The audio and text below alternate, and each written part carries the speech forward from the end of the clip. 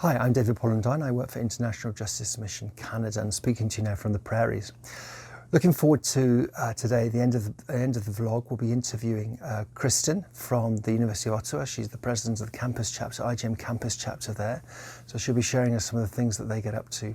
I'm delighted that my colleague Sinead will be presenting today as well. Sinead.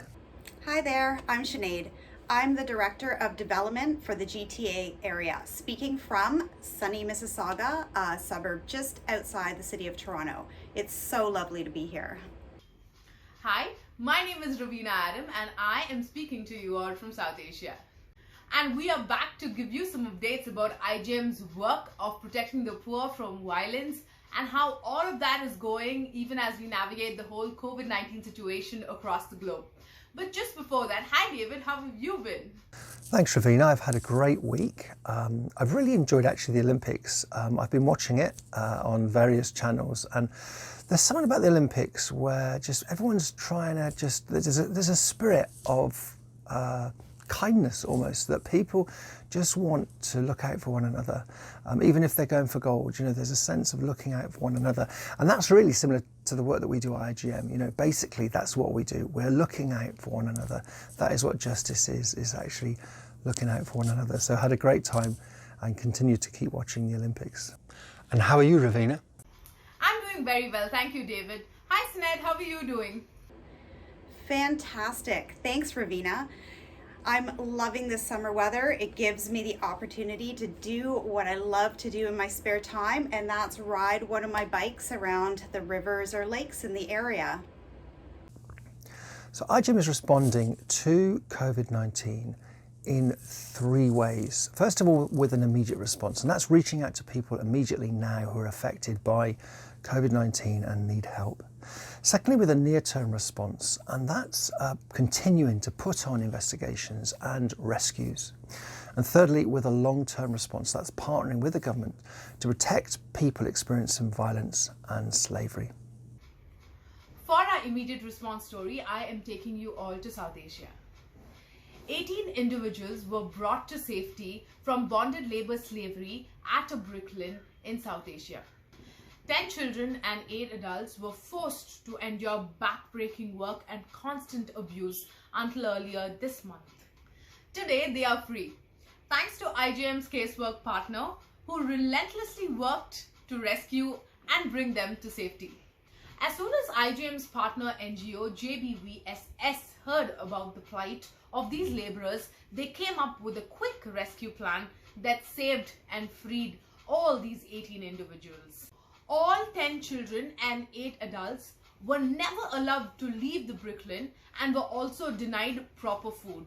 The rescued children and adults are beginning to rebuild their lives in dignity. They were compensated for their back wages from the government, and IJM, with the partner NGO and local law enforcement, is striving to see that the offenders will be brought to account. Secondly, for a near-term response, that is, continuing to do investigations and put on rescue operations. For this, we're going to Ghana. 3 boys have been brought to safety after being rescued from trafficking on Lake Volta in Ghana. The Ghana Police and Department of Social Welfare joined IJM to carry out an operation to bring 3 boys to freedom after they were identified as trafficking victims. The boys, ages 10, 12, and 16, had been trafficked to work for a fisherman. There they were forced to mend nets, scoop water, and pull in nets with the day's catch for long hours. During the removal of the children from this exploitation, members of the community threatened to attack the rescue team. IJM Ghana Aftercare Coordinator Gabriel was quoted as saying, "The police did extremely well in protecting both the staff and rescued children." Gabriel went on to say, "I am thankful to them. They were willing even to provide us with security at the processing center. They showed their commitment and understanding during this operation." 5 suspects were ultimately arrested and released on bail.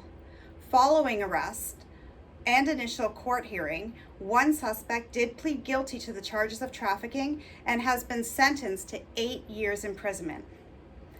These boys have been placed in a temporary care home where they'll receive aftercare services and personal care until their families can be traced and assessed for safe reintegration.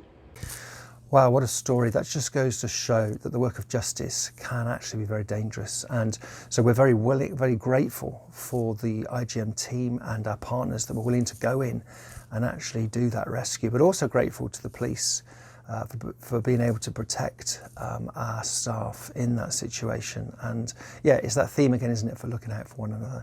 And that's what it's all about, especially at a community level, that we can just look out for one another. So a great story, and very encouraging to hear that the perpetrators also have been apprehended and will be processed and convicted, we hope. Finally, for a long-term response, and that's working with governments to protect people experiencing violence and slavery. And for that, we're going to Southeast Asia. IJM has a new office based in Kuala Lumpur, Malaysia. And this will be focused on ending forced labour slavery, and our local partners and other IJM offices in Southeast Asia to combat border trafficking. Despite Malaysia's relatively strong economy, industrial infrastructure, gaps still exist within Malaysia's justice sector.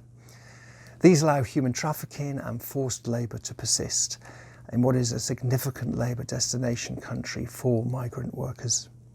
We are looking forward to supporting the Malaysian government's efforts and sharing more news from our work in the coming weeks, months and years ahead.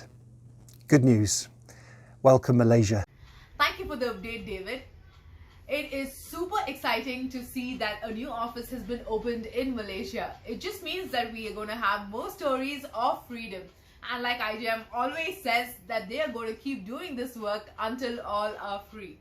Before we go, I am very happy that I got to sit with Kristen, the current president of the University of Ottawa's IJM Campus Chapter. She spoke to me a little about the events that are planned up, but mostly about her journey and the students' journey of justice thus far. Let's hear a little from her.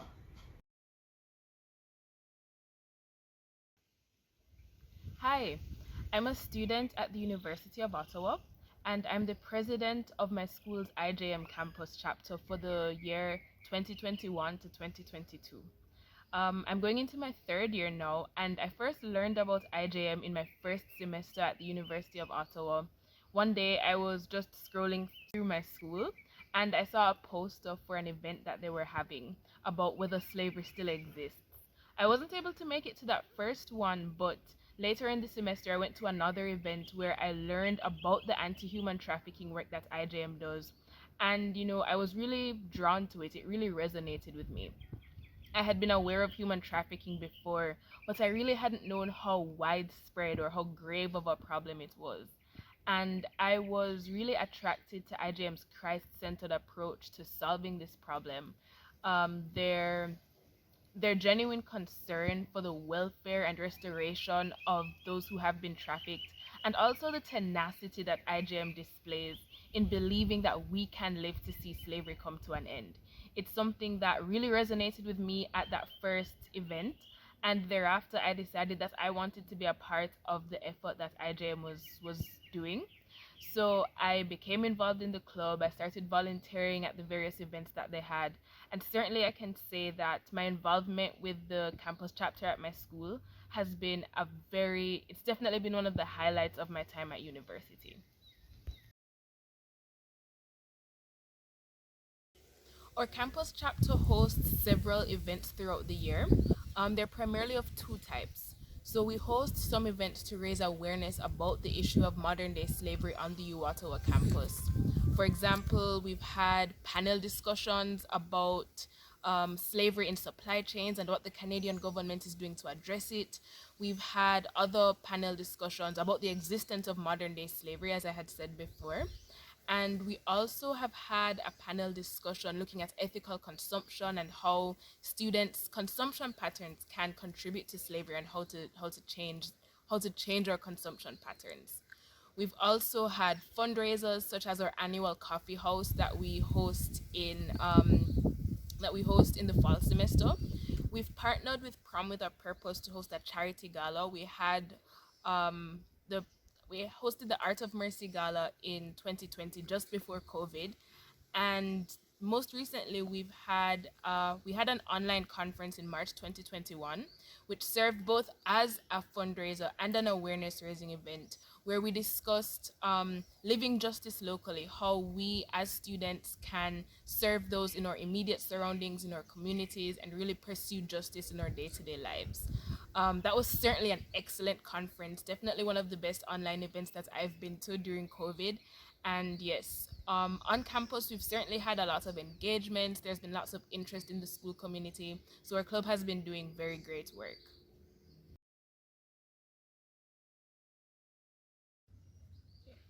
It is summer, so we are in the very early stages of planning right now.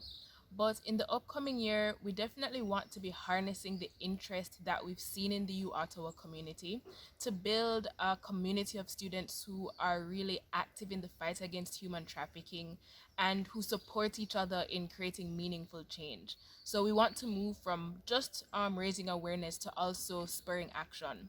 So the specifics of the initiatives that we're going to do, we may not know that just yet, but that could include things like political engagement, getting in touch with MPs, doing petitions, or perhaps having an ethical consumption campaign where we encourage students to look at the way that they consume things and or look at the products that they purchase and think about the supply chains that are linked to those products, and really ensuring that the choices that we make with our purchasing power are responsible. So we'll see exactly what we do in the upcoming year, but certainly we believe that as students we're able to make a meaningful contribution to this cause, and I'm certainly excited to see what we're able to accomplish. Well, thank you, Kristin, for your advocacy and really the work you're doing in the university with many students there to stand up for people who are experiencing violence and slavery. We're so grateful for what you do and very inspired too. Goodbye, everyone, and I look forward to connecting with you all again in the coming weeks. And thank you all again for tuning in to this vlog and this IJM update of how IJM are responding during COVID-19. Please click on the like button if you have enjoyed hearing these reports, and why not leave a comment as well below and share how these stories have impacted you. Until we meet again in a few weeks, take care, God bless and stay safe. Bye-bye.